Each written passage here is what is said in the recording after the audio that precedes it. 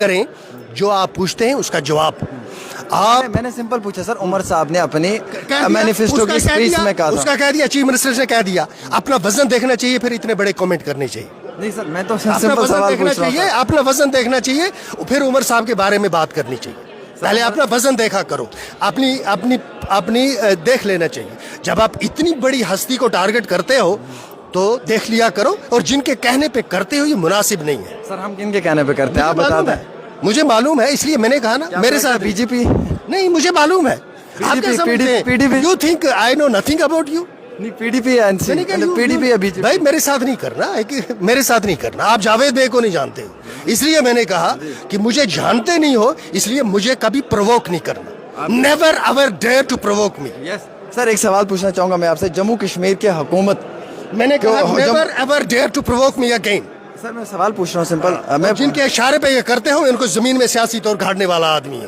بالکل آپ کی I بات should remember it. بالکل میں پوچھ رہا ہوں سر، جموں کشمیر کے اندر جو ابھی حالات ہیں، آپ کو کیا لگتا ہے ان حالات کے مطابق جموں کشمیر کی لیڈرشپ کو کتنا اور فیس کرنا پڑے گا؟ ان حالات میں یہ ہے کہ جب تک جموں کشمیر کے اندر منافقت ختم نہیں ہوتی، جب تک یہ منافقت ختم نہیں ہوتی، جموں کشمیر میں آپ لوگ حالات ٹھیک نہیں ہونے دو. اسٹیٹ کے بنا سر کچھ ہو سکتا ہے یا نہیں ہو سکتا؟ بہت کچھ ہو سکتا ہے، اسٹیٹ کے بنا بہت کچھ ہو سکتا ہے، اور اسو ہم نے کر کے دکھایا ہے.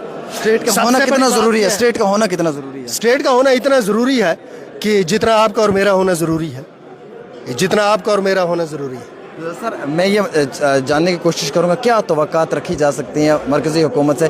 کیا اس سال میں یا اگلے کیا اسٹیٹ مل سکتی ہے؟ ہمیں پتہ ہے، ہمیں پتہ ہے کہ ہم کیسے آگے جا رہے ہیں. ہمیں یہ بھی پتہ ہے کہ اس جو ہماری مشکلات ہیں اس میں آپ لوگوں نے کتنا اضافہ کیا ہے پچھلے 30 سال میں. مجھے وہ بھی معلوم ہے کہ جب یہاں حکومت تھی اور اس وقت آپ لوگ کس طرح ایک سیپریٹسٹ ایجنڈا جو تھا اس کو پروموٹ کیا کرتے تھے، مین سٹریم والوں کو ذلیل کر کے. اس وقت کس طرح سے آپ کن لوگوں کے کہنے پر یہ ملک کے خلاف کام کیا کرتے تھے، ہمیں معلوم ہے سب. لہٰذا بے پردگی مت کرو، رہنے دو اس کو، let the case rest at that.